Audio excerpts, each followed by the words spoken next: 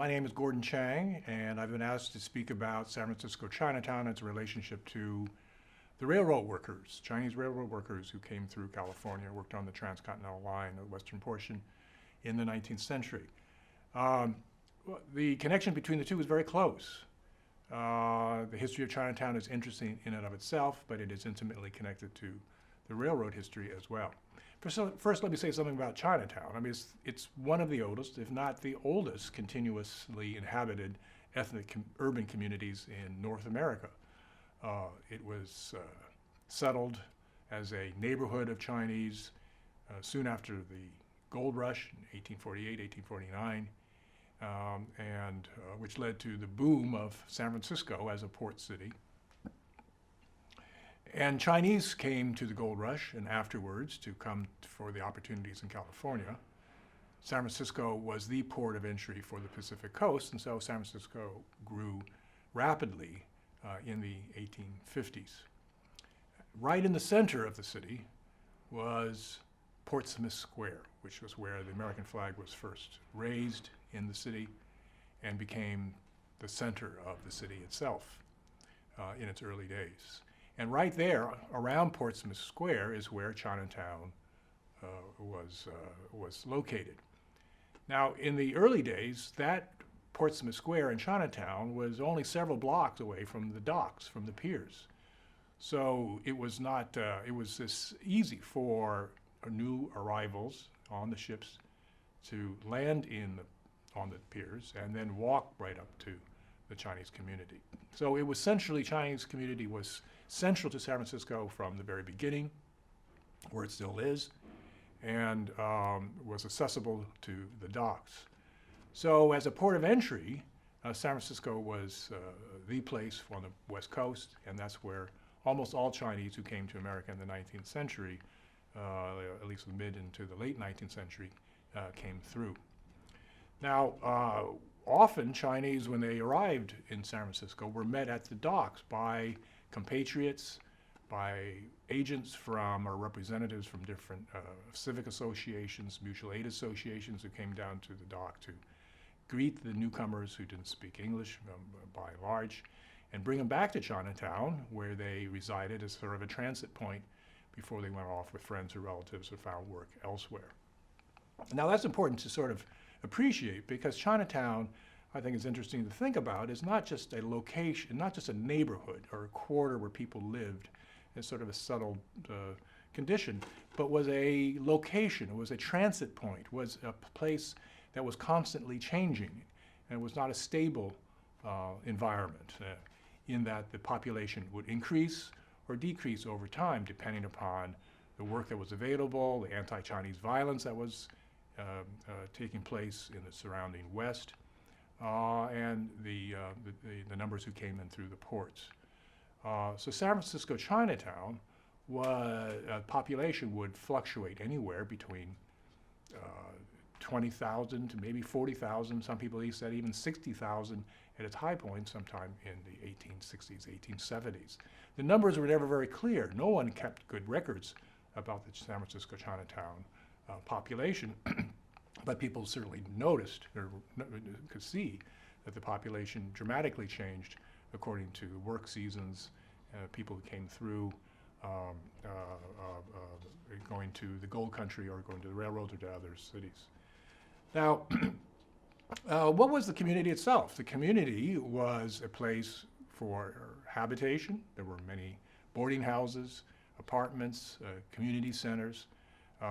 It was rich with restaurants, with stores, food stores, herbalist stores, temples, community associations. So it was a very rich and complex community, and not just a place for habitation, but in some sense a recreation of the towns that they enjoyed back in southern China from where they came. Because of this richness of life there, it was also a place that Chinese railroad workers would visit after they worked on the line for some time. There are probably very few, some of this information we don't know precisely, but we think that a railroad worker might not have worked on the line all the way for years. I mean, it was really very, very difficult, demanding work, and it was hard job. The weather conditions were abysmal, especially during the winter time. Sometimes people worked through the winter. But people came and went from the railroad line. And after a stint of months or a year or a couple or two on the railroad line, they'd want to get away, and they'd come back to San Francisco Chinatown to enjoy the familiarity of the community and what it had to offer, which was food, familiar, much better food than they got on the railroad. See perhaps a doctor, go to family associations, go to familiar temples, and also, it should be said, also there was other aspects of the community, the seamy side, such as the opium dens and the brothels, which the railroad workers, who were entirely male, would frequent. They didn't bring their families, they didn't have many families here, and so they wound up associating with these seamy sides of life that were provided by the criminal elements, in most cases to get the money that the workers made from the railroad. So the railroad workers made wages. They brought their wages with them. They tried to send them back to China as remittances, but they also spent it on the opium and on the prostitution, which was quite evident throughout San Francisco Chinatown. These aspects of the community were well known, and there were many who were quite outraged about it, including Chinese merchants, some of the Chinese Christians, others who were much more moral, found these outrages unacceptable and tried to eradicate them, but ran into the problem as these things festered in many urban communities run by criminal elements. But the money that Chinese railroad workers had, they brought back and sustained these communities and spent it there. So Chinatown itself became a beneficiary of the railroad workers' wages and lives. There were other things that brought them back to Chinatown. One very much enjoyed activity was the operas, or what we would call operas. These were live entertainment. There were opera houses in San Francisco Chinatown, several of them, very large, some of the largest in the city, in fact. And Chinese opera troupes would come from China and stay for months to perform in these auditoriums, these theaters, and had hundreds of Chinese packed in into these performances. And others, non-Chinese, would also attend these performances, and they're really interesting reports from whites and others who attended these performances on what they saw. So it was really quite a colorful community, a vibrant community, and one that clearly had its attractions for these workers who had a pretty difficult life. What ways did Chinese arrive in the United States? They come recruited by railroad companies, or the railroad company, or labor recruiters. When Chinese started to work on the railroad, the railroad company first drew upon the existing Chinese population in California. Chinese had been in California many had been in California for a decade or perhaps even more. Chinese began to work on the railroad in 1864. Chinese began to come into California in the late 1840s. So they had come in and worked in California, often for a rather long period of time, and many of them worked as miners. They did not live necessarily in San Francisco Chinatown, but worked throughout the gold country, up in the Trinity Alps and the Sierras, the Sierra foothills, what's called the Mother Lode. And they were familiar and experienced in moving dirt and using explosives, if you have been familiar with lumber work, all of which were skills important for the railroad. But over time, or very quickly, the railroad company found that they couldn't recruit a sufficient number of Chinese in California, and they began to send out notices and recruiters directly to China to try to recruit Chinese to emigrate, to come over the long distance across the Pacific to work directly for the railroad, and many thousands did. So these Chinese would come across the ocean.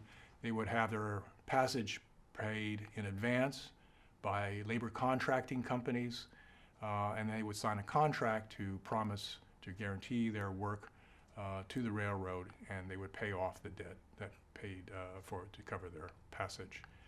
As soon as they arrived in San Francisco, they would be met by these labor contractors or the agents, and sometimes taken immediately from San Francisco to work up in on the railroad. It should be said that San Francisco Chinatown was the largest and the most sustained. It itself was a product both of choice, but also of restriction because of restriction. Chinese often faced great hostility in the surrounding regions of the West. And over time, Chinatowns, what we call Chinatowns, became safe havens. At least they were larger, they're places that they lived in some number, and they had some protection among themselves, with themselves as a number against hostile communities. That protection, however, was also fleeting and many times because the numbers were not as large and certainly not as well armed as many of the mobs were that drove Chinese out in the 1870s and particularly in the 1880s. Because of those driving outs, if you want to call them that, the Chinese communities throughout the West disappeared. In Idaho and Montana, Nevada, Colorado, Oregon, Washington, and California, there were significant Chinese settlements throughout the West, and these were all attacked literally, and most of them burned down to the ground, and to this day, many people don't know that their communities, in fact, had one time been inhabited by Chinese. So Chinese communities, including San Francisco Chinatown itself, were places of protection. They were places that people resided in by choice because they were familiar, they were among compatriots. So they had a dual role of being segregated places, but also, if you will, self-segregated places because they offered comfort and some protection. In California, besides San Francisco, there were major Chinese communities in Sacramento, in Auburn, in Truckee, and then later on in Los Angeles. Most people don't think of Auburn or Truckee or even Sacramento as having large Chinese communities, but they did in the 19th century. But as I said, over time, these were destroyed and Chinese largely driven out of these areas, and only handfuls stayed in those rural areas. The Chinatowns were places that were sustained by the Chinese railroad workers. The Chinese railroad workers, in turn, were sustained by the Chinese communities.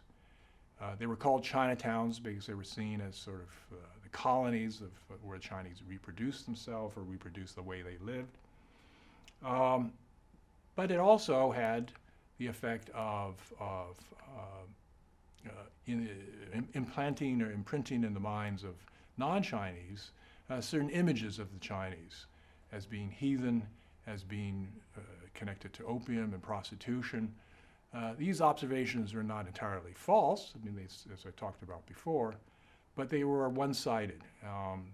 They did not appreciate the fact that the Chinese population was overwhelmingly male, although over time families began to be started. And with overwhelmingly male working population, young men, these seamy sides of the community were in evidence.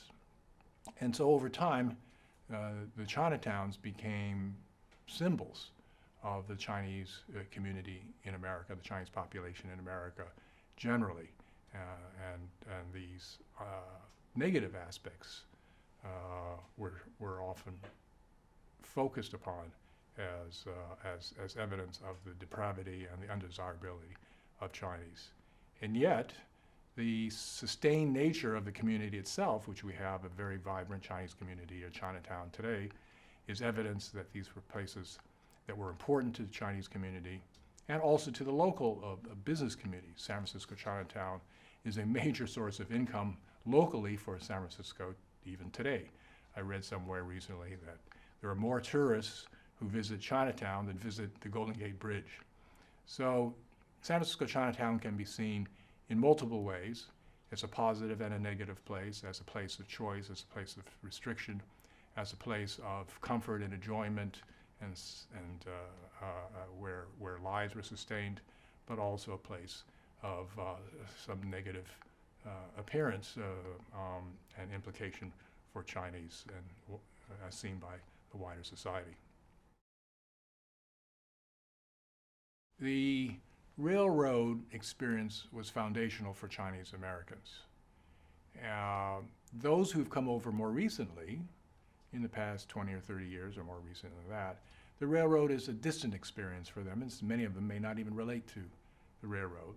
Many of them don't come from the area of China from which the majority of the railroad workers came from, that is from the South. Many of the Chinese who are coming to the United States now are coming from other regions and are not as familiar with the Cantonese history, with the Southern Chinese history as what we talk about. But it's interesting that when they hear about the railroad experience, it resonates with them and they make some connections. And then within Chinatown itself, there's a great interest in the railroad story. And in the past few years, I've spoken several times into community organizations in San Francisco Chinatown. And there, the story of the railroad is a vital one and is one that they immediately identify with and cherish and hope that there will be more information about the railroad workers who they identify as being their predecessors.